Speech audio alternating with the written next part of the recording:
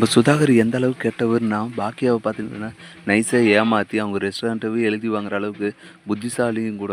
ஏன்னா, அந்த அளவுக்கு பார்த்துட்டீங்கன்னா, திறமையா எல்லார்கிட்டயுமே வந்து நடிச்சு ஏமாத்தி, இந்த சுதாகர் பார்த்துட்டீங்கன்னா, ஆனா பாக்கியா எவ்வளோ தான் எடுத்து சொன்னாலுமே, கோபி ஆகட்டும், ஈஸ்வரி ஆகட்டும் யாருமே வந்துட்டு நம்புறதே இல்ல. ஏன்னா, சம்மந்தி வந்து ரொம்ப நல்லவரு. அவர் எவ்வளோ பெருந்தன்மையோட நம்ம வீட்ல வந்து சம்மதம் வச்சுட்டுறாரு. அதுவும் இல்லாத நாம் போனா கூட வந்து எவ்வளோ பெருந்தன்மையா நடந்துக்கிறாரு. ஆனா, கொஞ்சம் பாக்கியா தான் பார்த்தீங்கன்னா, புரிஞ்சுக்காம, அவரு புரிஞ்சுக்காம அவன் இவன்னு பேசுறா. எப்ப பாரு அவர் மேல குத்தம் சொல்றதுல தான் இருக்கிறாளே தவிர, நம்ம என்ன சொல்றோங்கன்னே புரிஞ்சுக்க மாட்றான்னு சொல்லி பாக்கியா மேல பார்த்தீங்கன்னா, ஈஸ்வரிக்கும், கோபிக்கும் செம கோவத்துல இருக்காங்க. ஆனா பாக்கியா பார்த்துட்டீங்கன்னா, இந்த கோபிக்கு வந்து ஈஸ்வரிக்கும் பார்த்தீங்கன்னா, நம்ம எவ்வளோ சொன்னாலும் எடுத்து சொன்னாலும் புரியவே மாட்டேன்து. இந்த சுதாகர் எந்த அளவுக்கு கெட்டவரா இருக்காரு. நைஸா ஃபர்ஸ்ட்டு பேர் மாறும்ன்னு சொன்னாரு. அப்புறம் மேனேஜ்மெண்ட் மாறும்ன்னு சொன்னாரு. இப்போ ஃபுல் ரெஸ்டாரண்ட்டையும் வந்து டேக் ஓவர் பண்ணிட்டாரு.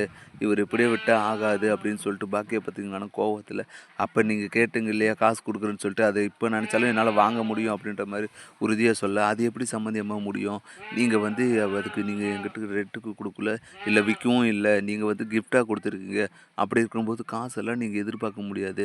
மீறி எதிர்பார்த்தீங்கன்னா, அப்புறம் என்ன நடக்கும்னு உங்களுக்கே தெரியும் அப்படின்ற மாரி சொல்ல, உடனே பாக்கியா பார்த்தீங்கன்னா, "என்ன சம்மந்தி மிரட்டுறீங்களா? என் பொண்ணோட வாழ்க்கைய வச்சு இப்போ பிளாக்மெயில் பண்றீங்க அதுதானே? எனக்கு அப்பவே தெரியும். நீங்க இந்த கல்யாணத்தையே வந்து என் ரெஸ்டாரண்ட்ட வாங்குறதுக்கோசரம் தான் பிளான் பண்ணி பண்ணீங்கன்னு சொல்லிட்டு. ஆனா எங்க வீட்ல இருக்கவங்க யாருமே வந்து கேட்கவே இல்ல. இப்போ கூட வந்து இனியாவோட வாழ்க்கைக்கு ஏதான ஒரு பிரச்சனைனா, நான் பார்த்துட்டு சும்மா இருக்குமா தான். அப்புறம் என் பாக்கியாவோட இன்னொரு முகத்த நீங்க பார்க்க வேண்டியது இருக்கும்."